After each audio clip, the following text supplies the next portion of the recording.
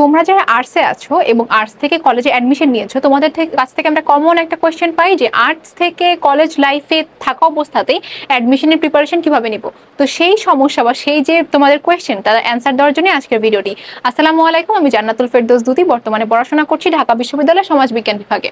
তো তোমরা যে কোয়েশ্চেনটা করো যে অ্যাডমিশনের সাথে আমি কলেজ লাইফ রিলেট কিভাবে করব, হ্যাঁ, যে কলেজ লাইফ থেকে কিভাবে পড়লে আমার জন্য অ্যাডমিশনের পড়াটা হাফ অন্তত 20% 30% কমপ্লিট হয়ে যায়। তো আজকে আমি তোমাদের সেই জিনিসগুলোই বলবো। প্রথম জিনিসটা কি? প্রথম জিনিসটা হলো বাংলা ইংরেজির কনসেপ্ট ক্লিয়ার রাখা। হ্যাঁ, কনসেপ্ট কি রাখা? কনসেপ্ট হলো ক্লিয়ার রাখা। কেন ক্লিয়ার রাখতে হবে? যে তোমাদের কিন্তু আমাদের যারা আর্টস থেকে রয়েছে তাদের কি আসে? বাংলা ইংরেজি জিকে, রাইট? এই তিনটা জিনিস। তো বাংলা ইংরেজি আমাদের কোত্থেকে কোশ্চেন আসে? ম্যাক্সিমাম বোর্ড বই থেকে, প্লাস হলো গ্রামার জিনিস থেকে। গ্রামার কোত্থেকে আসে? সেই যে 9-10 আমাদের যে ব্যাকরণ বই আছে সেখান থেকে। তো আমরা যদি বাংলা ইংরেজির কনসেপ্টটা ক্লিয়ার রাখি, যেমন বাংলা যেমন গদ্য পদ্য আছে, তারপর হলো যে বিভিন্ন কবি সাহিত্যিকদের যে জন্মসাল, মৃত্যুসাল, সাহিত্যকর্ম রয়েছে, সেগুলো আমাদের কি রাখতে হবে? ভালো করে মাথায় রাখতে হবে। হ্যাঁ, এখানে আমাদের কি করতে হবে? গদ্য পদ্যগুলো কি রাখতে হবে? মনে রাখতে হবে। ইংরেজির ক্ষেত্রে কি? ইংরেজির ক্ষেত্রে আমি বলবো বোর্ড বই ক্লিয়ার থাকাটা মাস্ট। হ্যাঁ, বোর্ড বইয়ের প্রত্যেকটা পোয়েম, প্রত্যেকটা তারপর হলো যে কনসেপ্টগুলো বা বিভিন্ন যে গল্পগুলো রয়েছে বা বিভিন্ন যে প্যাসেজগুলো রয়েছে, প্রত্যেকটা জিনিস ক্লিয়ার রাখা, লাইন টু লাইন মনে রাখতে হবে। কারণ আমাদের এখান থেকেই কিন্তু আমাদের রিটেনে কোয়েশ্চেন আসে, আমাদের এমসিকিউতে কোয়েশ্চেন আসে। সিনোনিম অ্যান্টোনিম কোত্থেকে আসে?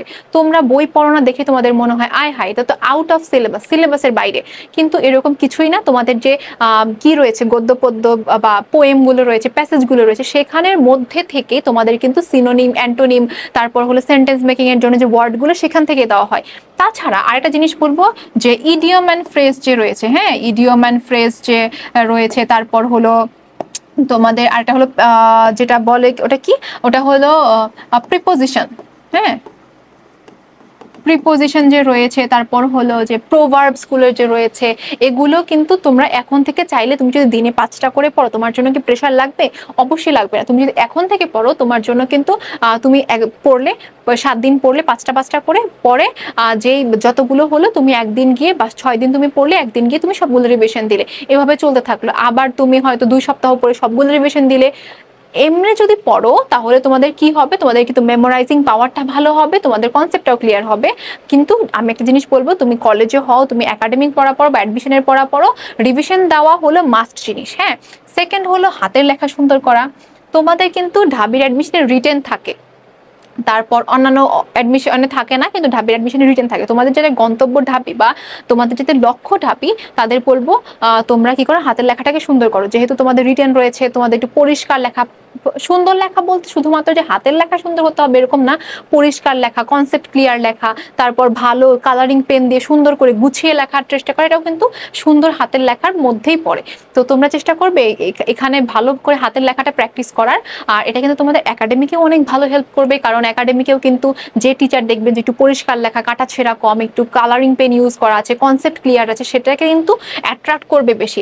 আর অ্যাডমিশনে তো তুমি যদি হাতের লেখা ভালো হয়, এটা তোমার জন্য এক্সট্রা বেনিফিট। কারণ কোন টিচারের মুড কেমন থাকে বা কেমন উনি চান তুমি তো জানো না। সুতরাং এটা কিন্তু তুমি এখন থেকেই প্র্যাকটিস করতে পারো, কলেজ লাইফ থেকেই তুমি কি করতে পারো, এই হাতের লেখাটা আস্তে আস্তে সুন্দর করা বা কাটাছেঁড়া কিভাবে কম করা যায় সেই লেখাটা, সেই জিনিসটা প্র্যাকটিস করতে পারো, যেহেতু তোমাদের কাছে টাইম থাকে। থার্ড নাম্বার যেটা হলো কোয়ালিটি রাইটিং এর ট্রাই করা। কোয়ালিটি রাইটিংটা কি? কোয়ালিটি রাইটিং হলো ইনফরমেশন অ্যাড করা, কালারিং পেন ইউজ করা। হ্যাঁ, colouring pen, different colouring pen use করা, তারপর হলো ইনফরমেশন ইউজ করা, তারপর হলো পয়েন্ট ইউজ করা, এগুলো হলো এগুলো কি কোয়ালিটি রাইটিং এর মধ্যে পড়ে। যখন তুমি মনে করো তোমার এক ফ্রেন্ড আর তুমি হয়তো লিখলে একদম গদ বাঁধা এক কালি দিয়েই লিখে গেলে পুরো পেজে, কোনো পয়েন্ট ইউজ করলে না, কিন্তু তোমার ফ্রেন্ড কি করলো, একটু পয়েন্ট ইউজ করলো, 1 নাম্বার পয়েন্ট এভাবে দিল, তারপর এভাবে কোলন দিয়ে, তারপর আন্ডারলাইন করলো কালারিং পেন দিয়ে, তারপর এখানে হয়তো সে একটু ভালো ইনফরমেশন অ্যাড করলো। তুমি শুধু বললে যে এটা আমাদের জীবনের জন্য খুবই গুরুত্বপূর্ণ, এটা না থাকলে আমাদের জীবনে এই হয়ে যেত সেই হয়ে যেত। তোমার ফ্রেন্ড হয়তো লিখলো এত সালে এরকম হয়েছে, ও অমুক প্রবক্তা এনেছিল বা এটার জনক ইনি, এভাবে সুন্দর করে লিখলো বা এটা আমাদের জন্য কি কি উপকার আসবে কি কি অপকার আসবে, পয়েন্ট দিয়ে লিখলে তোমার লেখাটা আরো বেশি ভালো হয়। টিচার যদি যখন পড়বে তখন যখন দেখবে যে তুমি এত কিছু অ্যাড করেছো, তখন তো ইমপ্রেশন ভালো হবেই, ভালো হতে বাধ্য।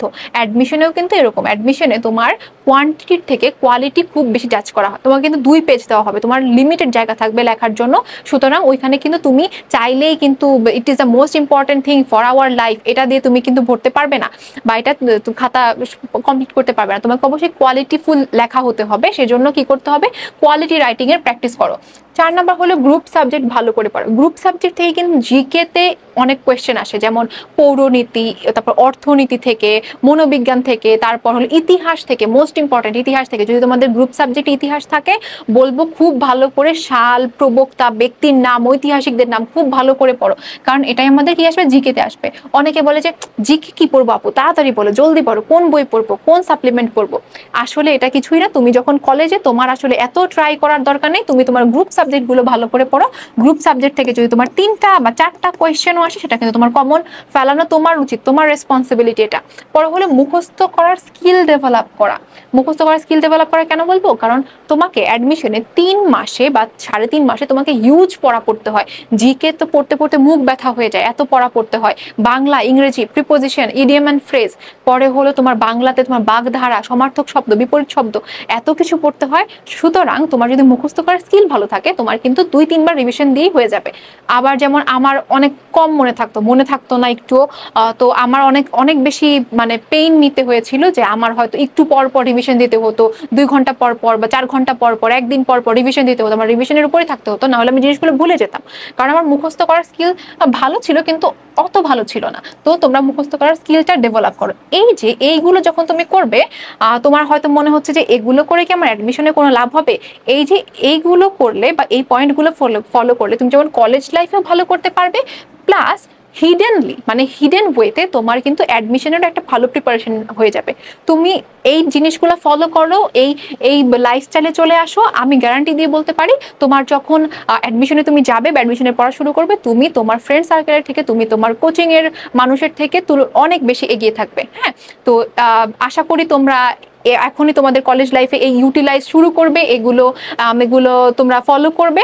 তো তোমাদের জন্য শুভকামনা থাকলো, দেখা হচ্ছে তোমার সাথে পরবর্তী ভিডিওতে, সেই পর্যন্ত ভালো থেকো, আসসালামু আলাইকুম।